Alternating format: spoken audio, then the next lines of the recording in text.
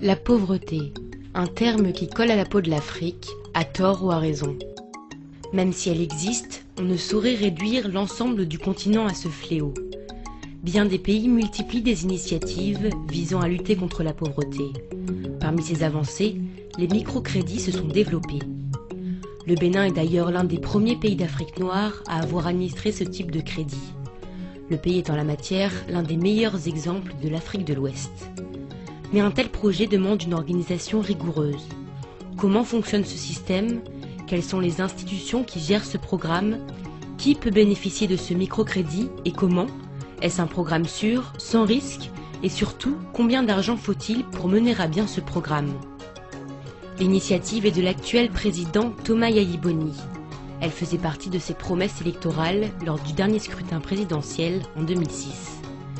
Le ministère de la Microfinance et de l'Emploi des Jeunes et de la Femme est le premier rouage du microcrédit aux plus pauvres, lancé en 2007. Le ministère est chargé de mettre en place la coordination de la politique de la microfinance, mais aussi les suivis des interventions et des opérations menées par les différents acteurs concernés. Enfin, il est aussi chargé d'évaluer les performances dans le secteur de la microfinance.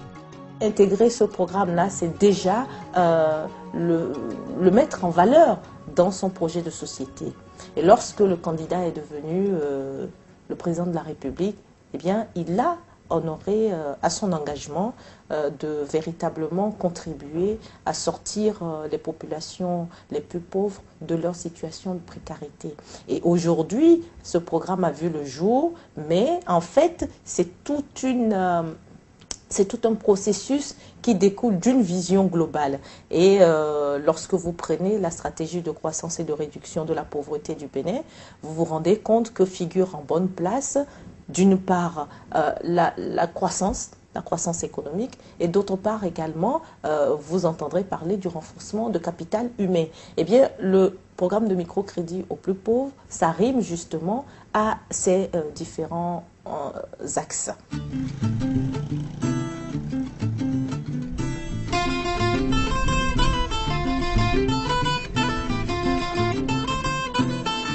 La microfinance est donc un outil économique et social porteur de croissance pour le Bénin.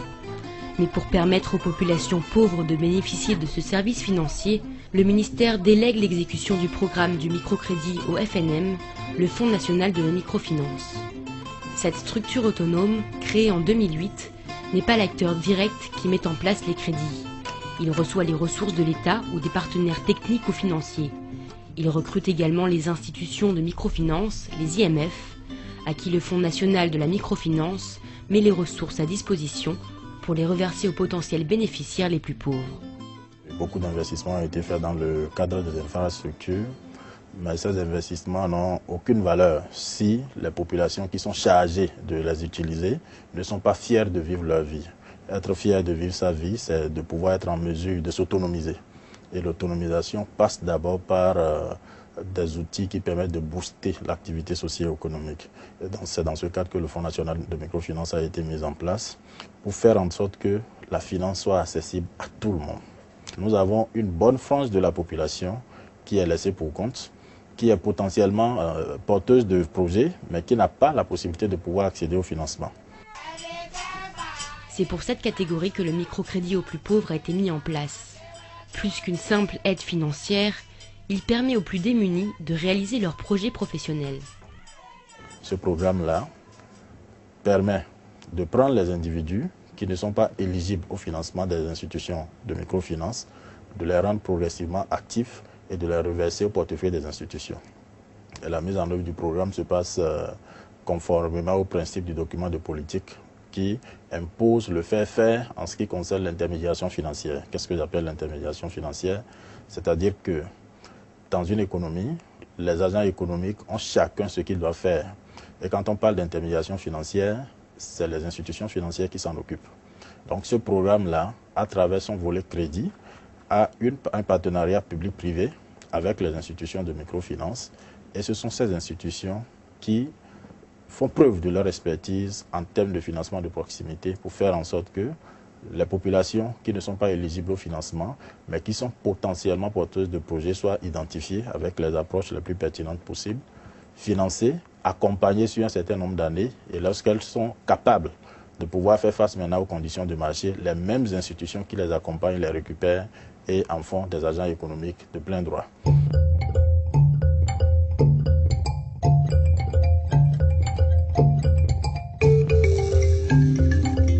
Le programme de la microfinance dispose d'une jolie enveloppe de 25 milliards de francs CFA, injectés par le gouvernement puis répartis aux 13 partenaires stratégiques sélectionnés sur appel d'offres par le Fonds national de la microfinance. L'APED-BAVEC, l'association pour la promotion de l'homme, la protection de l'environnement pour un développement durable, en fait partie. Cette institution enregistre les candidats demandeurs de crédit et encaisse les créditeurs venus rembourser une partie de leur crédit. Les demandes de microcrédit sont nombreuses au Bénin.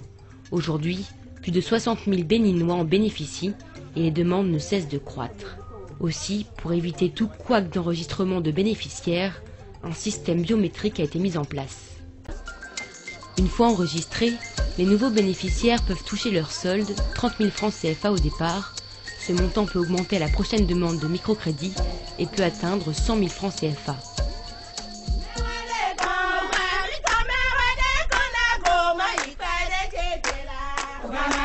« 98% des bénéficiaires sont des femmes. Elles gèrent parfaitement le crédit et leurs affaires. Elles se regroupent parfois entre elles pour obtenir des prêts solidaires et très intéressants. Elles forment une cantine, une sorte de coopérative. C'est le cas pour ce groupe de femmes qui fabriquent leurs propres produits à base d'arachides pour les revendre ensuite.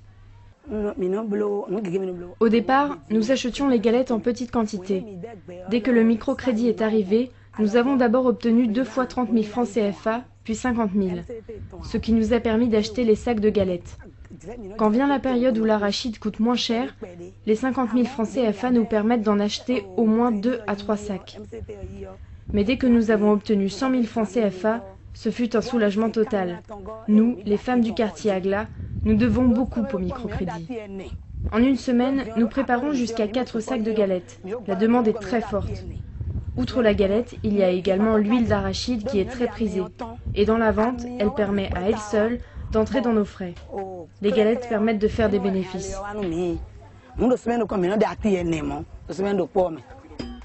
Le microcrédit a complètement changé la vie de ces femmes qui bataillent jour et nuit pour subvenir aux besoins familiaux.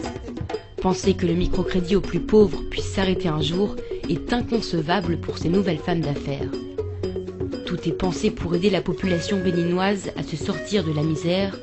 Prêts, investissements, épargne et santé sont les ingrédients qui font de la microfinance béninoise une valeur sûre et un modèle d'outil économique pouvant être répandu sur tout le continent africain. Une belle vitrine pour le Bénin.